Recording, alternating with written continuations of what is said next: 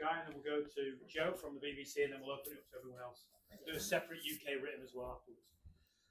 Go ahead. Hi Ben, you've named your team. Jofra Archer is back. How excited are you by that prospect? Yeah, really exciting. I think it's great for English fans, but also for Joff.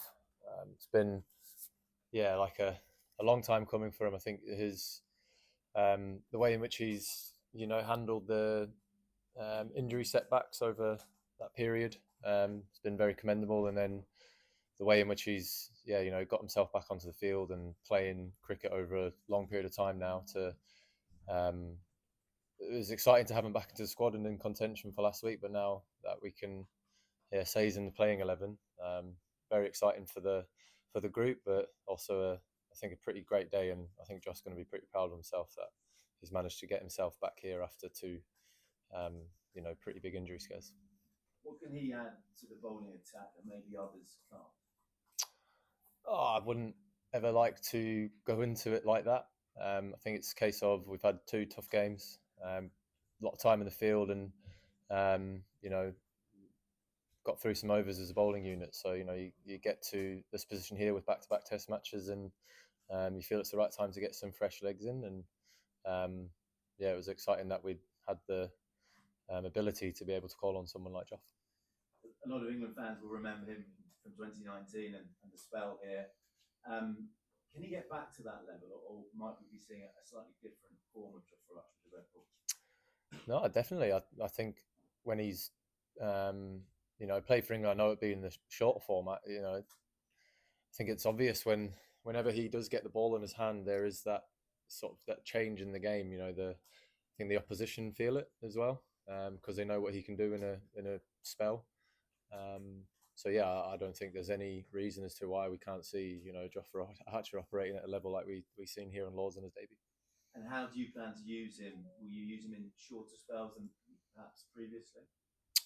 It'll all be a sort of in the moment kind of thing, like same with anyone, where if you do get a sense to maybe give someone an extra over or two than you originally planned because they feel like they're being a big threat, and you could maybe get one or two more overs out of them to potentially get a wicket.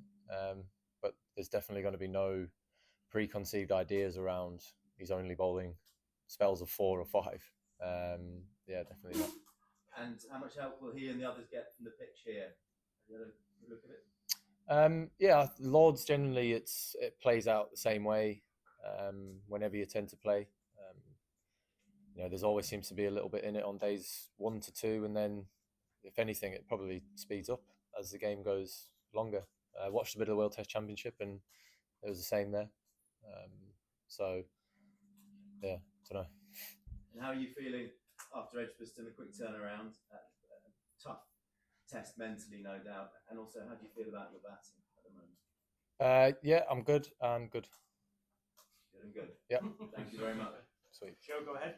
And was there a temptation to make any more changes in the team? I know people were probably wondering about that with the tight turnaround, and your bowler's got a lot of overs into the driving class. I know it obviously has ongoing issues. Was there a temptation to rest anybody else to make any more changes for this match? Just to again reiterate, Cast, there was no ongoing issues with him again.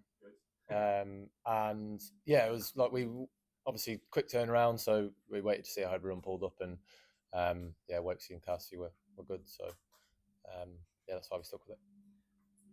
It's been a really tight series so far, 1-1, and for such a big marquee 5-test series, I think that's what everybody hoped for and what everybody expected.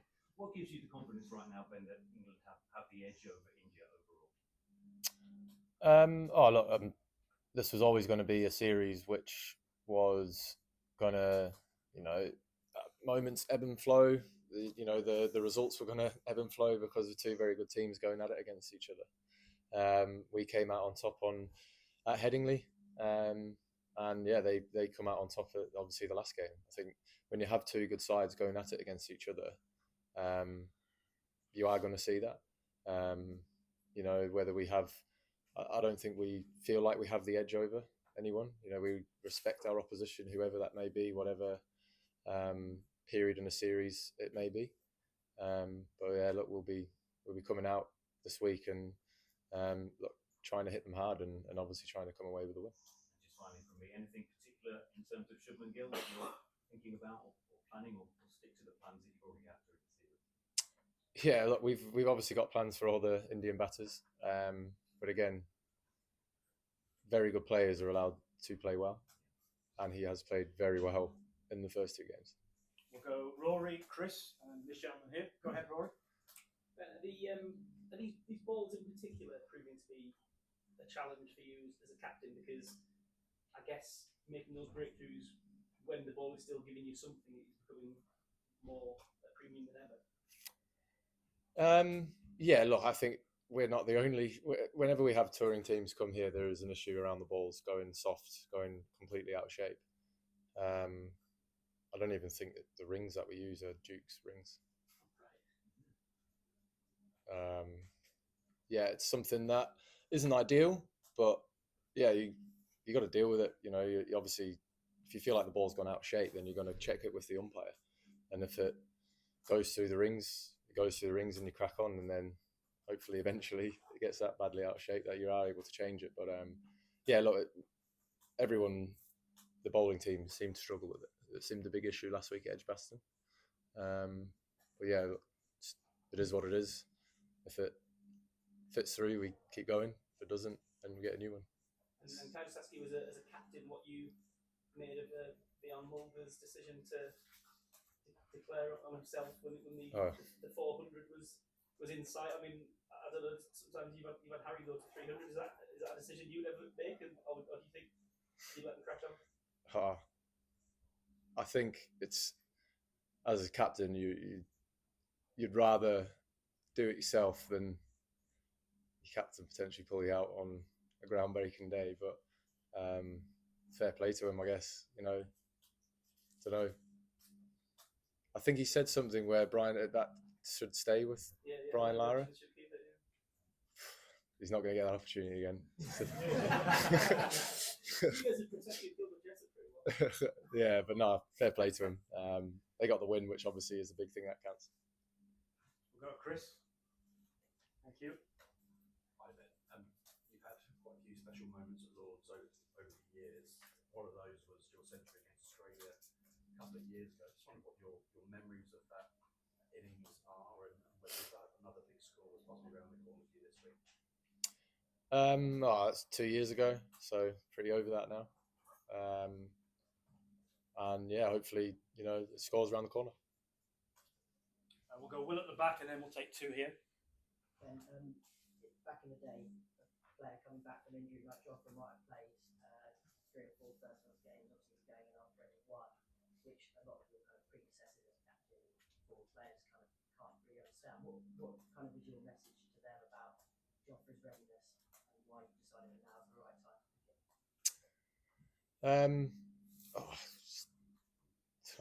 Stop having this default of going to the worst, if that makes sense. We're a very good nation at doing that. I see it as Jofra's played a lot of cricket over the last, it's been back 3 years now. He's been playing white ball cricket for England. And yeah, like he got through a first class game for Sussex and felt really good throughout that whole time. And he got his loads up throughout that whole week last week. And look, if we didn't think he was in a position to be able to get through a test match as a bowler, then we wouldn't even be considering him for selection. Go ahead. Just an extension of that question. When you have an X-factor like Jofra, how do you plan his comeback, or how do you pick and choose his matches? Does it depend on the conditions, the venues, or the opposition? When you need to protect an asset like that, how do you go about it? Or do you have a set number of overs that he needs to bowl in a test match, not go beyond that? Do you plan that way?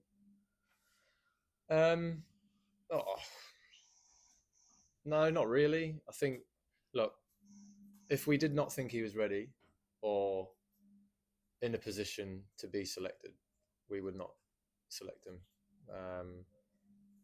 Yeah, that's it. We think he's done enough to be able to get through a test match.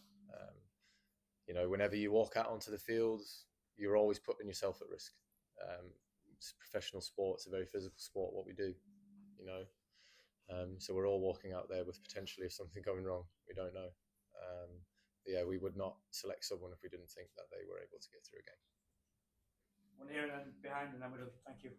When you called the last pitch at Edgbaston in the post-match interview and subcontinent time. Will you be a little more cautious around this time around? When you're going for the dot, that whether you want to bowl first or bat first, knowing what had happened in Edgbaston. Well, no, I think look, we're not stuck in our ways about this. I think let's make that clear. I think it's that's been something that's been built up. We bowled first at Edgbaston because it was, decent overhead conditions, but that soon disappeared. Clouds broke out, but I'm not the Met Office, so I can't tell what's going to happen later on in the day after 10:30. But look, Lords, it's meant to be really, really hot this week, so if that's the case, where the sun is out blazing tomorrow, I think whoever wins the toss is probably going to end up doing the same thing. Last one. Hi Ben. Ben, what do you make of your own personal form? There's a bit being written about your form as well with the bat, and it is also being said that you're not giving yourself enough opportunities to play matches in between these test series. Cool. I'm all right. It's fine. And what do you want to play some games in between a series? As in, for example, the India A games, you could have the first class matches. All right. India A. No, look, I had my surgery in January. The priority for me was getting myself into a physical position to be ready for this India series, and Zimbabwe before that. Then looking at the whole schedule where I had, with obviously the opportunity to play for Durham, it was too early to play. Then I would be putting myself at risk of injuring myself again. And then there was always that option of me playing that Lions game after the Zimbabwe test. But that was purely going to be a late decision on how I felt I got through that Zimbabwe test. And I felt good. It's pretty obvious that I'm getting closer towards the end than I am to the start. So when it comes to me making decisions around games, I've got to be a lot more clever and more sensible around those decisions that I make, if that makes sense. Okay, thank you, Ben. Cheers. Thanks, everyone. Thanks. Thank you.